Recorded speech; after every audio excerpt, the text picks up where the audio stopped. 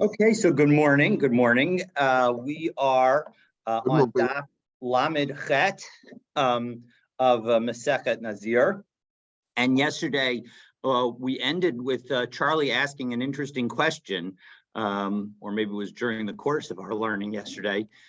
And he noted, if we don't trust, if our understanding is that we don't really trust the testimony of a non-Jew. So, for example, even though ordinarily, when it comes to the concept of nullification or a variety of other things, that if in fact the object is not tasted in it, you would be able to eat it. So if there was like a piece of non-kosher meat in some kind of dish that just fell into the dish, and the other things in the dish were other flavors, and so the question is could you taste any of the non-kosher material in the dish?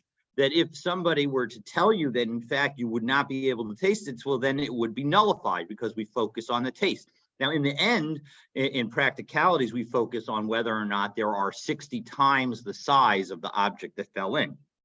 But that's a proxy for the question of taste, and we don't trust. The halacha is, although according to the Ramah, the halacha is slightly different according to the Mechaber, and therefore the Svardim hold slightly differently. But for Ashkenazim, we would not trust a non-Jew to testify that they did not, in fact, taste any of the non-kosher meat in the dish.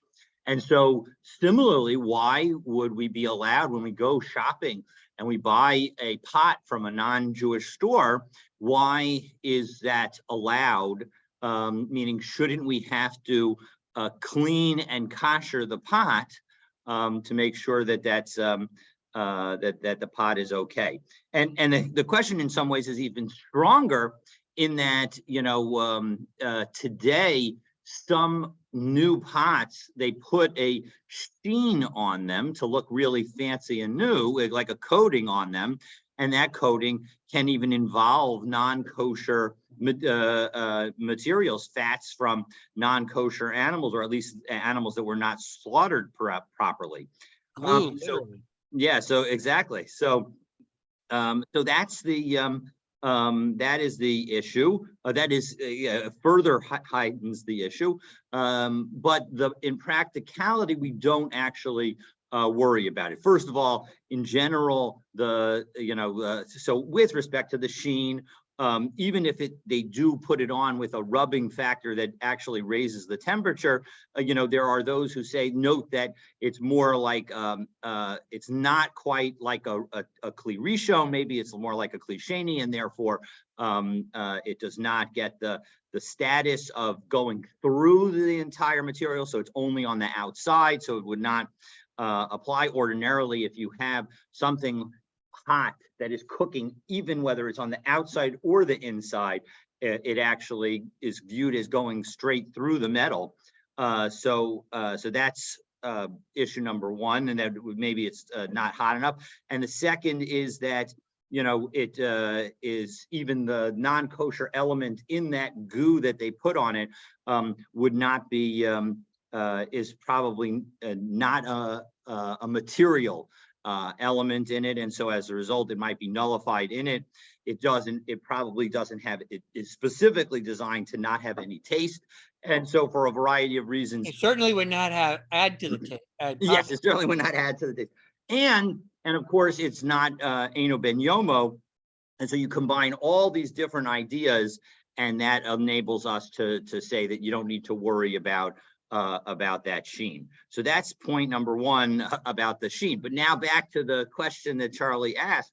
And so now we're dealing with something. Now, of course, we're assuming the situation that the pot that you're getting looks brand new. It looks like it's never been used, right? It has a label on it, etc. If of course any of that is missing and it doesn't, and it's suspect, well, then that would change the situation. But if in fact we're in a situation where everything looks like it's okay, well, then you combine the fact that, of course, the person would be in trouble for selling a used pot as a new pot, and it looks like it's new, then And the only, and of course, nobody's used it within the last 24 hours. And we generally say that a stam pot, unless you have a reason to assume that it was used within 24 hours, was not used within 24 hours. So you combine all of that together, we are very much in a rabbinic land. And in that situation, after talking with Rabbi Linzer, he agreed that in that situation, you don't need to actually worry about it. So it's not technically about the belief, but it's about the overall situation that enables us to be confident enough that we don't need to worry about it. So that was the answer to your question from you. Thanks. I did remember myself that there is a Gemara in Chulin that allows us to ask a non-Jew whether the non-Jew can taste a non-kosher food that is in.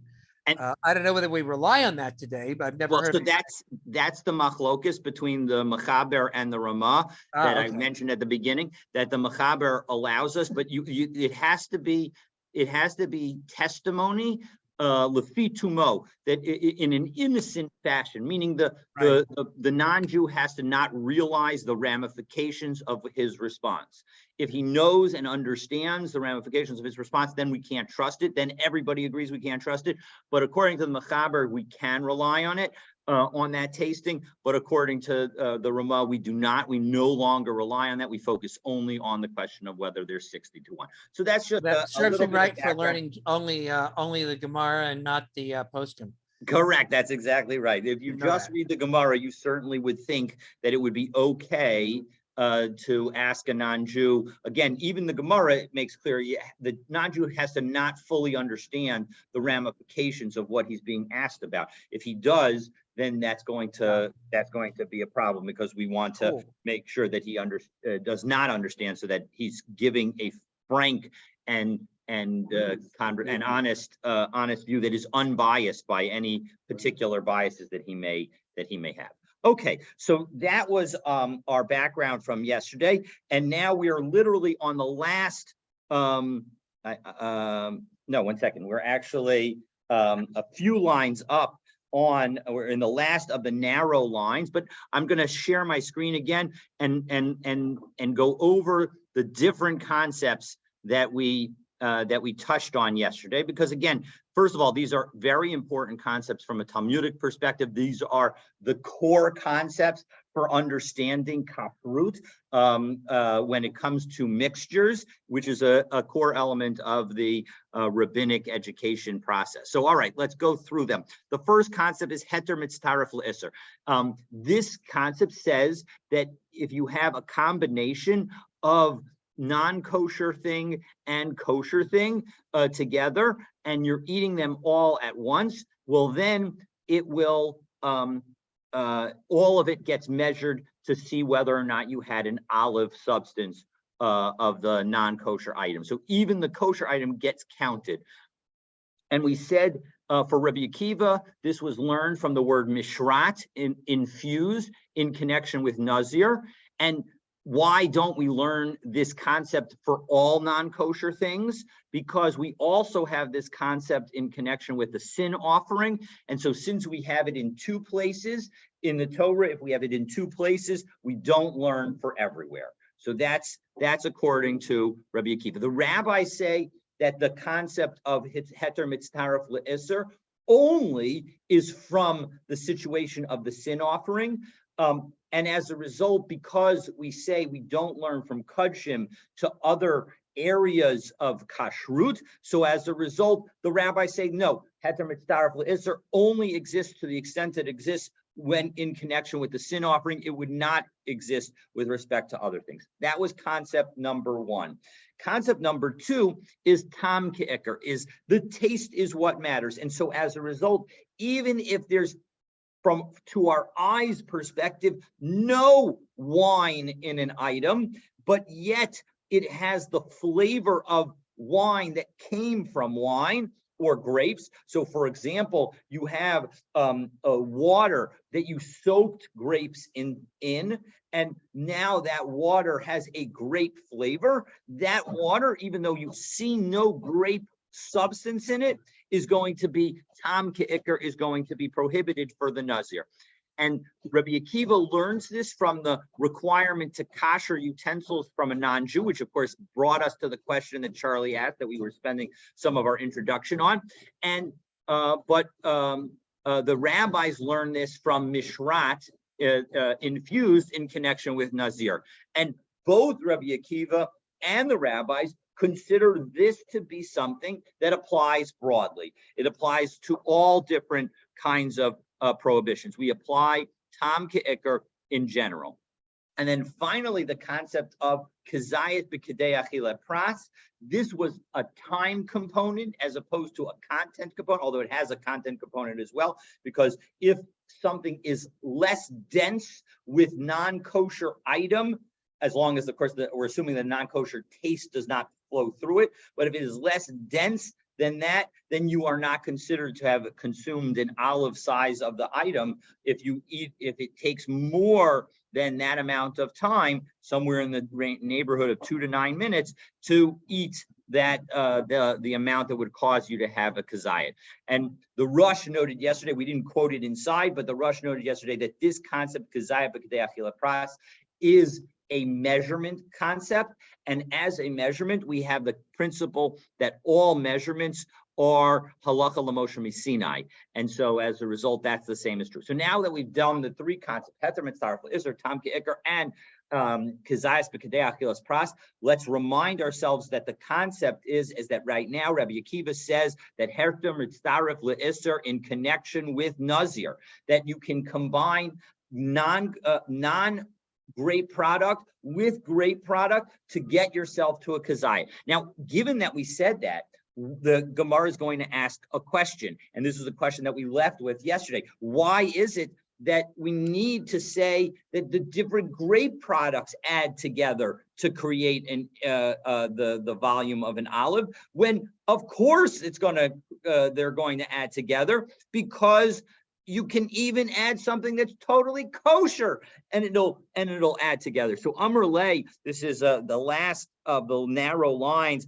towards the end of the line. Amr Lay Rav Ashi Rav Kahana. Elohad Tanya Mikola Sher Ya'asemi Gefen Hayayin. We have a brisa that said that given the fact that the Torah tells us that anything made from grapevine, so limit al ha'isur nazir shehein mitztarfen zeh zeh. We learn from this, according to this brisa, and we saw this concept in our Mishnah as well, that we learn from this that if you have grape seeds and grape skins and grape pulp, you can add them all together to become the size of an olive, and it doesn't make a difference. Well, but Rabbi Akiva, according to Rabbi Akiva, hashta yesh lomar heter mitzdaraf le'isur. Rabbi Akiva says that you can even add bread or some other product that is totally permitted. So of course, so isur le'isur mi boy, do we even need to tell us about the story about two forbidden aspects, that adding grape skins to grape seeds, to grape pulp, to olives, to wine, all of that should combine together? Of course, that's true. So Amar Lay, so Rav Ashi responded. So Rav Kahana responded to Rav Ashi, Heter le'isur v'vas achas. No. What we learn from this, and the reason that Rabbi Akiva needs to even tell us this, is because when we say heter mitztaref le'isur, that's where you eat it all at one time. You put it all in your mouth at one time. We're going to just understand it very simply at this moment. There is a debate about whether or not it has to be literally mixed together, or whether it's even two separate pieces that you just put in your mouth at the same time. But the bottom line is that there it has to be at the same time. But when it comes to isur le'isur afilu b'zachar, when it comes to having some grape skins and then having some grape seeds, well, then that you don't have to eat it all at one time. You can focus on, was there a kazayat b'kedei achila pras? Was there enough in that particular time? And indeed, Tosfos tells us that it's not as if there's an unlimited zeh after zeh, that one after the other. If we take a look at the very last two lines of Tosfos on Lamed Zayin Amabet, ubilvad sheyehei b'to kedei achilas pras. You have to eat the different elements of the grape in the time that it takes. So, all right. So now that we've done that, point number one, that's point number. We're going to have a lot of small, separate little pieces of Gemara today. So Rabbi Shimon. So now Rabbi Shimon. Who was Rabbi Shimon? Delay slate siruf. He did not hold of combination. What does that mean? Take a look at the Mefarish, top of the page, inner column, as we turn to Lamechet Amud Aleph. Afilu b'kolshu. He's the one who said that when it comes to prohibitions in the Torah, you are obligated for the lashes or whatever the punishment is, no matter how much you have. You don't have to have an olive size. You could have even less than an olive size, and you will be mechayev. As we saw in the early chapter in Maseches Nazir, the Kasava Rabbi Shimon, that Rabbi Shimon is the one who thought Kol shehu, that any amount, lamakot, when it comes to lashes, you can eat any amount. Below amru kazayas. And why do we say that you need to have a kazayas? That is elula inyan a carbon. That is only for the concept of having to offer a sacrifice. That if you forget that you were a Nazir, and then you think and you say, oh, I can have this grape, and you eat an olive's worth of grape, well, then that will make you obligated to, that would cause one to be obligated to offer a sacrifice. Now, it may be that actually that example is not the right one, but it may be some non-kosher kinds of meat would be a better example, where then you would actually be chayav a carbon. Okay, ad sheyaz, and so what's the explanation? So mikol asher yaseh, my darshbek. So as a result, given the fact that we just learned a brisa that tells us that mikol asher yaseh is what allows us to combine the different elements of a grape to cause it all to be considered the volume of an olive. Well, he doesn't need that. So as a result, where does he get? How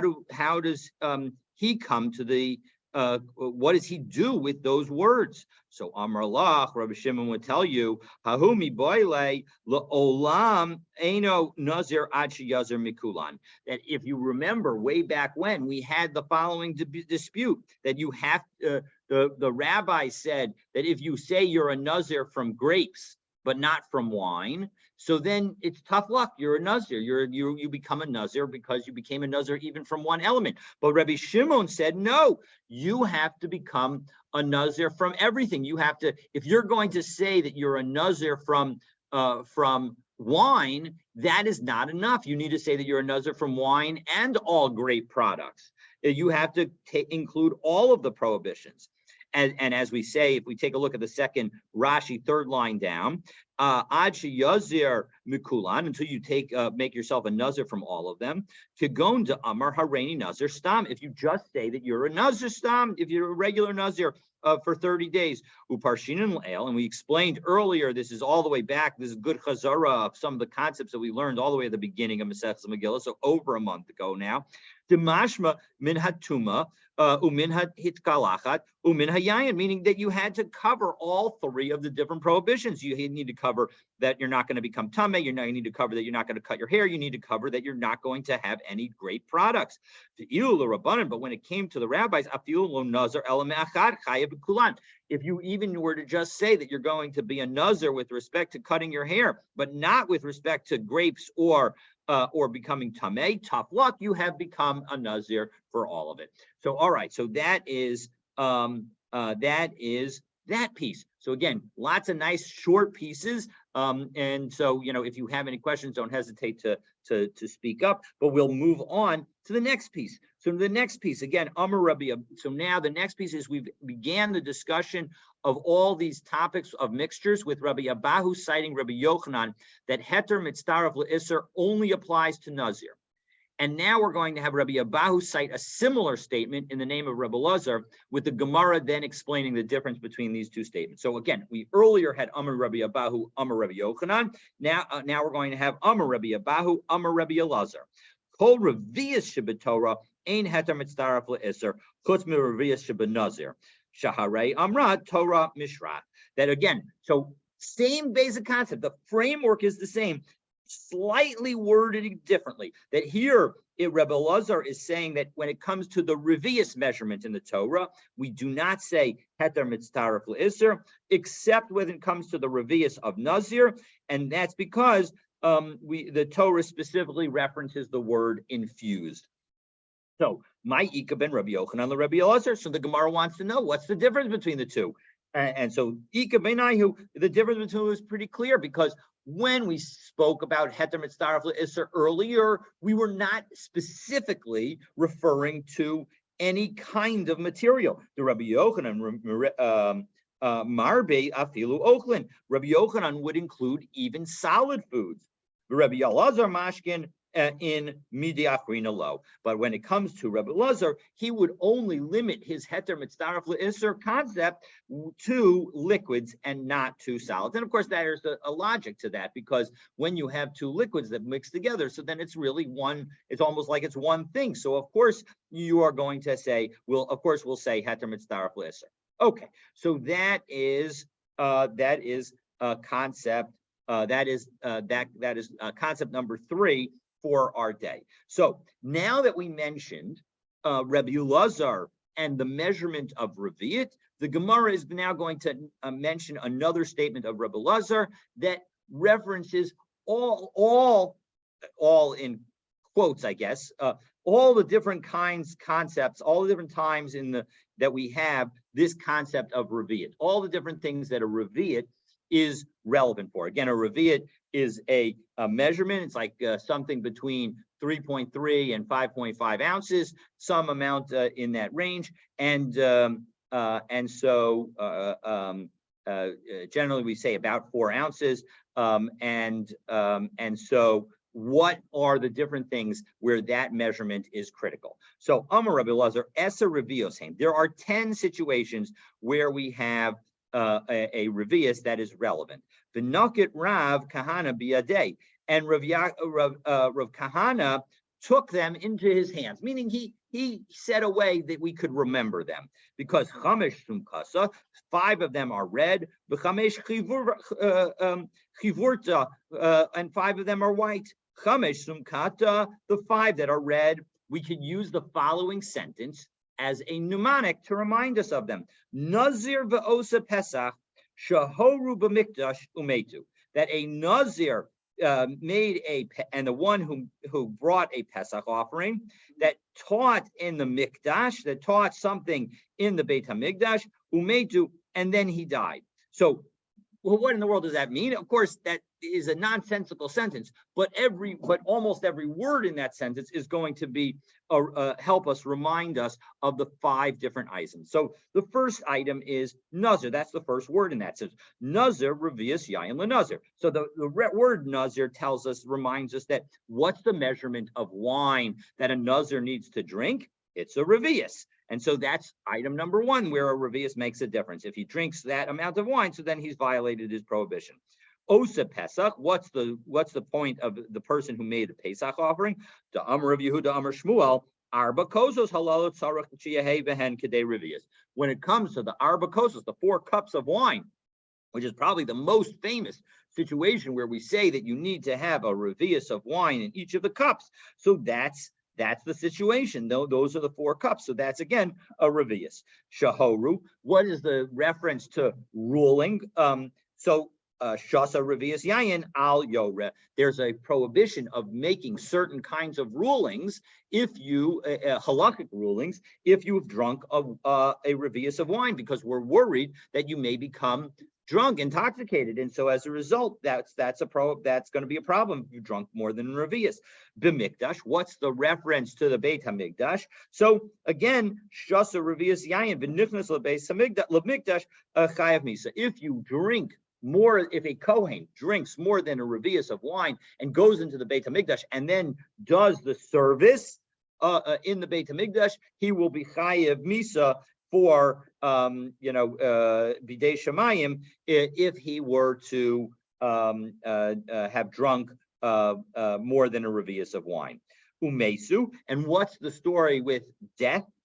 Tanya minayin l'revius dam sheyotze mishnei mesim shehi mit'amavo ohel. How do I know that if I have blood that came from 2 dead bodies, half a revius from this one and a half a revius from this one, so now they've combined together and they're all in one spot, and that is one revius that is left together, and now the dead bodies themselves have been removed from the house. But all you have, or this 3.3 to 5 ounces or so of blood from these two dead people has been moved inside of somebody else's house, that blood from those dead people is sufficient to create a sense of tuma in the house, and anybody who walks into the house will become tame. And how do we know that?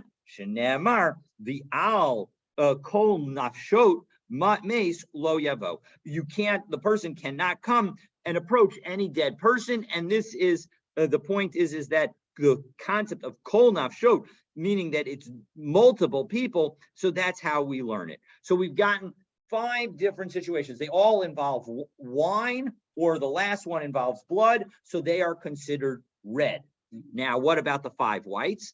Chamesh kivurta. So then there are 5 white ones. So chalas nazir umitzora shenifsalu b'Shabbos. So our 5-word mnemonic for the 5 item is the loaf of a nazir, the loaf of bread of a nazir, or a mitzora, and a mitzora that became puzzle, that became disqualified on Shabbos. So let's go through those 5 words. So first is chalas. So chalas revias shemen lechala. That when it comes to the challah offerings, now what kind of offering are we talking about? If we take a look in Tosos, the 1, 2, 3, 4, 5, 6 Tosos from the top. Chalas revias shemen b'chalos toda mayri. We're talking about the chalot that are associated with the toda offering. So and associated with certain of those loaves of bread would be a revius of wine and a revius of oil, excuse me. And oil is considered white or clear. That's what, when we say white, we sort of mean, we include clear. Nazir, revius shemen lenazir. Similarly, when it comes to a nazir, the revius that's clear is also a revius of shemen, a revius of oil that would be brought with the chalot that the nazir also needs to bring. If we remember again, there are 3 different carbonot that the nazir brings at the end of his time, and along with those carbonot, he would also bring certain bread offerings as well. Mitzora, revius mayim lemitzora. When it comes to the mitzora, a person who has tsarat, you would have some water that would be that would be from a spring, and you would put the birds offerings that the mitzora would offer into that water. So that amount of water that you would need to have is at least a revius. So shenifsalu, we said that there was something that was disqualified. What does that refer to? Ditnan kol hamashkin tamein poslin es hagavia berevius. When it comes to a liquid that is tameh, it causes tuma to pass into the body, if you have more than a revius. So again, if you have more than a revius and it was tameh liquid, that will cause the person to not be able to eat truma. They'll become tameh. And b'Shabbat, what is this ruling about Shabbat? Well, we've got a Mishnah. I think this Mishnah is from Masechet Shabbat. And what does it say? Ushar kol hamashkin berevius. When it comes to carrying on Shabbos, the minimum amount is a revius. Ukol hashofchim berevius. And similarly, anybody who's dragging, and any kind of wastewater is also going to be a revius. So now we've got 10 different items, 5 that are red, 5 that are clear / white. And so now the Gemara is going to ask. One of those is different from all the other 9. Yeah, which one's different? Arba kosod on Pesach is rabbinic. An excellent point. There's actually some who ask why it didn't use Kiddush on Shabbos. Right. And so my understanding is that the one potential explanation is that we're talking about because we want to focus on the drinking amount, and on Shabbos, you don't actually have to, the person who makes kiddush doesn't have to actually drink it. But make a very good point that that one is rabbinic, where the rest of them seem to be biblical. Of course, there is the kiddush of Pesach, and so you combine the two, and you can have you can sort of have a little bit of your cake and eat it too. All right. So the Gemara now asks, 1 second, V'suleka, are there no other cases where a revius is the critical amount? V'ha'ika, 1 second, we've got a few. And so we're going to offer, I should have numbered the questions here. We're going to offer, I think, 4 different ones, 4 different questions. So may revius notlan liyadayim le'echad v'afil l'shnayim. We have a Mishnah that says, this is the first Mishnah in Maseches Yadayim, that says that if you have a quarter log of water, you have enough water, meaning a revius of water, then you are going to have enough water to wash hands, to wash al tilas yadayim. Well, 1 second, so isn't that something that's sufficient? Well, b'pluto lo kamairi.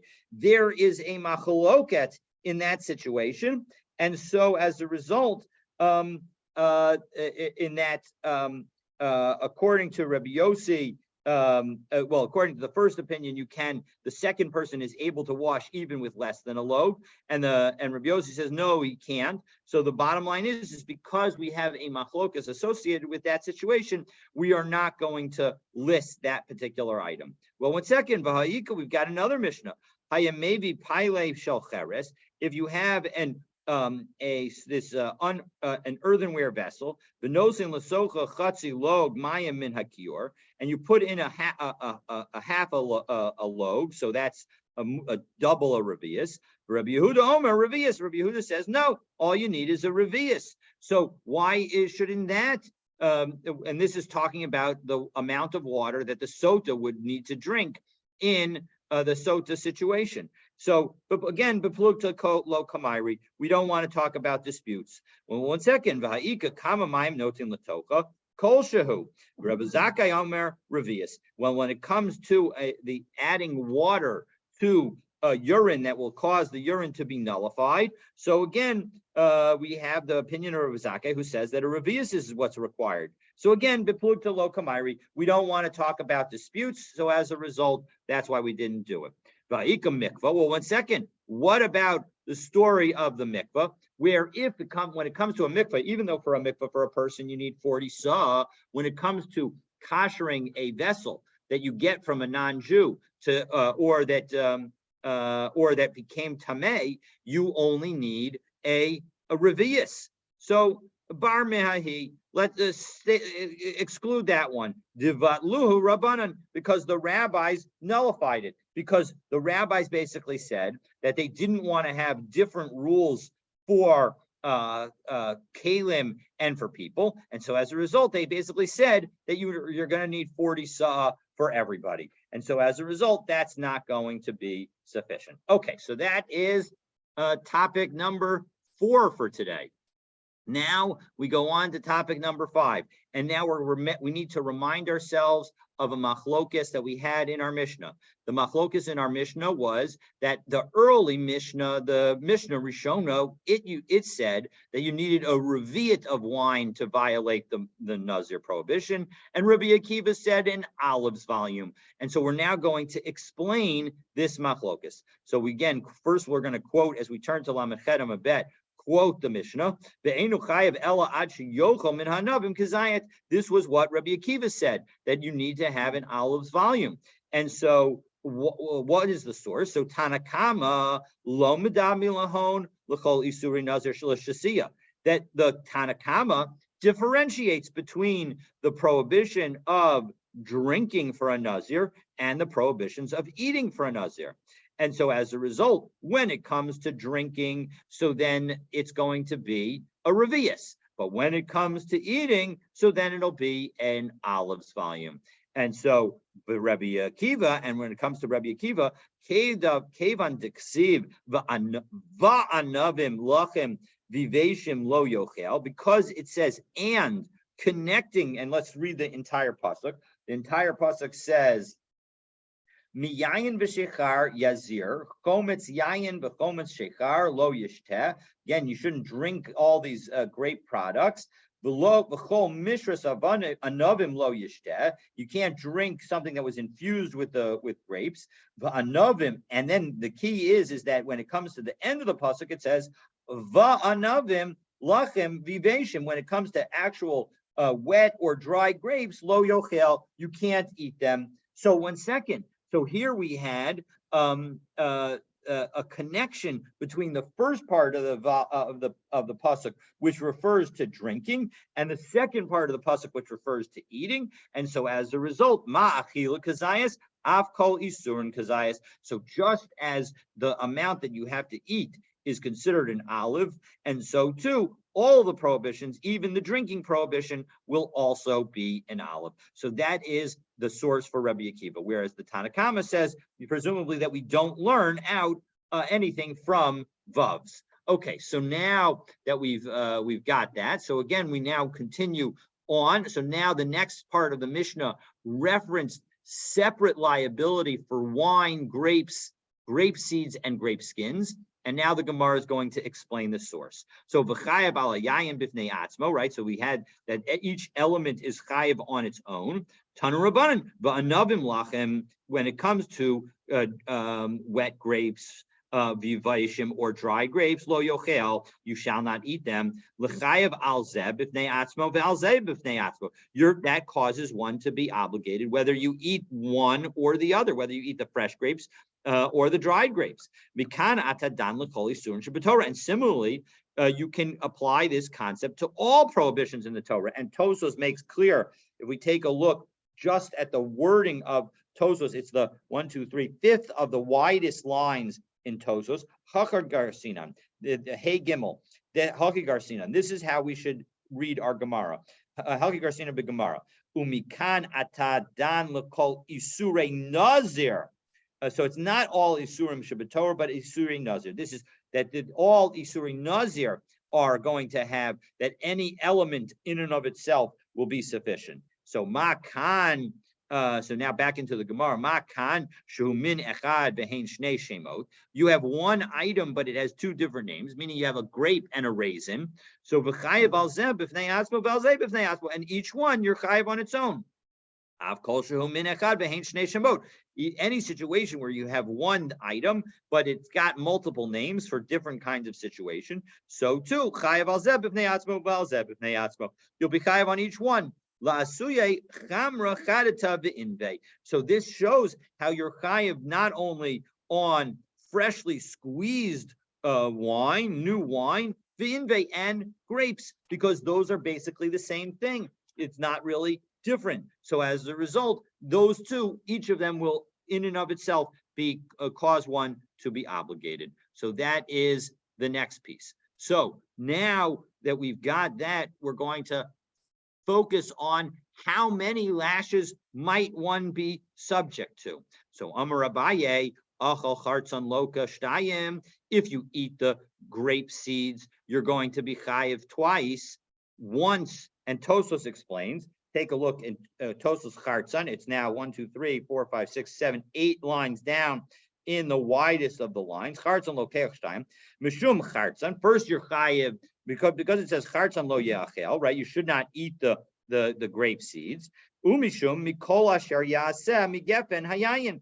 And we have a prohibition that you shouldn't eat from anything that is made from grapes. So we have two prohibitions in every situation. One is a generic prohibition of eating grape products, and the second is a prohibition of the specific items in the grape.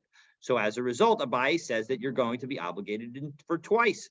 And similarly, if you have two grape skins, you'll be subject to, and you eat, of course, the certain amount that you're required, the olive size, you'll be subject to 2 sets of lashes. Again, one for the eating of the grape skin, and one for the general prohibition. But achal chartzon v'zag loka shalosh. If you eat both of them and you have enough of each of them, then you would be subject to 3 sets of lashes. 1 set of lashes for the grape skin, 1 set of lashes for the grape seeds, and the 3rd set of lashes for the general prohibition. Rava Amar, Rava disagrees. Rava says, no, you're not subject to 3 sets of lashes, and you're not subject to 2 sets of lashes for each item that you eat. Enoloka el achas. Each item only causes you to be subject to 1 set of lashes. She'enoloka al lav shebichlalos. That when it comes to a generalized prohibition, one does not get lashes for a generalized prohibitions. So, Masiv Rav Papa. Now Rav Papa asks, because what do we have? We have Rabbi Eliezer, we have a brisa that says, Rabbi Eliezer Omer, Nazir shahaya shose yayin al kol yom.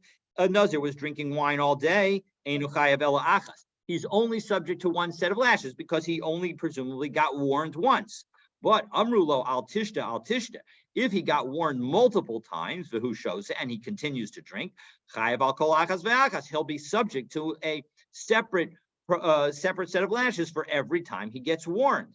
Achal anavim lachem viveshim. If you ate fresh grapes and moist grapes and dried grapes, chartzanim v'zakim, grape seeds and grape skins, the sachat eshkol shalanavim v'shasa, and then you squeezed some grapes and you drank the juice. Lo kachamesh. That's 5 different things. Again, fresh grapes, dried grapes, grape seeds, grape skins, and grape juice. That's 5. So now we're asking on Abaye, Ihachi, given that we just said in this brisa that there's 5. So Lilke Sheish, according to you, Abaye, he should be subject to 6 sets of lashes. Achas al mikol asher yaseh. He should be subject to an additional lash for the general prohibition. So why isn't he? So ton of a shire. So the Abaye would say, well, there are other things that are left out. It's something they left out. Well, my shire to high shire. If we left one thing out, well, then we must have left other things out. So shire lo yachel dvaro. We left out the fact that you get lashes for the fact that you violated your word. There's a general prohibition that you're not allowed to not fulfill your word if you make a neder. Well, 1 second. Imishum, hi, if you're going to tell me that that's the basis, lo lav shiurahu, that's not really an omission. Because kikatani, what's the story of this brisa? Midi delo isi beduchta achriti. We're not talking about other things besides Nazir. We're talking about Nazir. Lo yachel dvaro isi benedarim. But lo yachel dvaro is about vows. It's not about Nazir. So that is not a left out item. So Amarle Ravina Miparzakya Rav Ashi V'Hashire Debain Habeinayim. Well, 1 second, we did leave something out, because what if you have the insides of a grape that aren't the seeds and aren't the skin, just the flesh of the grape? What about that situation? That also is left out.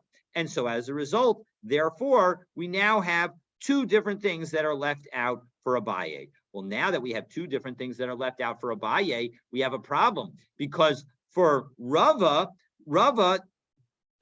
didn't count the general prohibition. So that is not an omission from this brisa. But what is an omission from this brisa? Just the pulp. So now we have a problem with Rava. Ella Amar of Papa, Lo Tanya Midi Chamesh. Really, that brisa did not say 5. It did not say a particular number. Well, 1 second. Vaha, and as we turn to Lam Tet Amud Aleph, Vaha Osve Chamesh. Well, 1 second, Rav Papa, when he challenged Abaye, again, 5 was crucial because 5 was telling us that it was not 6, which would be what Abaye would have said. And so that, and of course, by saying 5 and not 6, that was what led to the question on Abaye. And now we've reversed the question because we've shown that there are 2 things that are excluded. And so now we have a question on Rava. So how do we understand it? And so Rava, we're going to respond that really it never said 5. It just said that you're going to get lashes on each of them, and doesn't actually specifically indicate a specific number. So my time ose. Well, if it doesn't actually say a number, why did Rav Papa use this as a challenge to Abaye? So Amar Rav Papa, Amar Ana Savre Lav Gemara Habiyade. I thought that Abaye did not have a true tradition, that he just made up his analysis. He did not actually learn it from his teacher. V'haderbe. And so as a result, if I challenged him, and now I think about situations where bluffing in poker or in a variety of different situations. So he apparently was bluffing him and saying, well, maybe he'll fold if I challenge him. But below Yadana the Gemara he biyade. I didn't realize that he actually had a true tradition, and so below Haderbe. And so as a result, he didn't fold. And so as a result, I've learned my lesson that in fact he has his alternative tradition, and we have a machlokes l'shem shemayim, and not just based on our thinking, but one that actually has sources in earlier generations. So So that's now that we've done that, we're ready for our last and final piece as we get to the Mishnah. So Amar of Yosef, Rabbi Elazar ben Azariah Omer. So we had in our Mishnah a machlokus as to whether chartzanim were skins and zagim were seeds, or vice versa.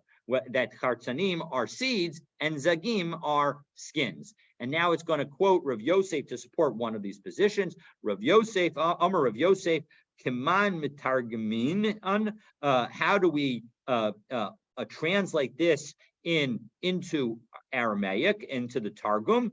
Mipurtzinin va'ad itzurin. That when it comes to mipurtzinin, that's the chartzanin, and that is from the seeds, the ad itzurin, until the skin. So it's understood as being from the inside to the outside, and everything obviously in between. And so as a result, this understanding understands that chartzanim is seeds and zag is skin. And so what's interesting is that Rav Yosef was blind, and so as a result, there's this idea that one should not quote from the Torah verses without reading them inside. And so as a result, what would he do? He would focus on the Targum, because that you would be allowed to cite even. And so as a result, when because he was blind, he would focus on memorizing the Targum. And so as a result, he is often the source of translations throughout Shas. Okay, so in this parak, we have been discussing the scope of prohibitions. Right now, up to this point, we've been focusing on the grape-based prohibitions. Tomorrow, God willing, we're going to talk about the prohibition of cutting hair. So for that, you will need to stay tuned for tomorrow's daf. As Have a wonderful day.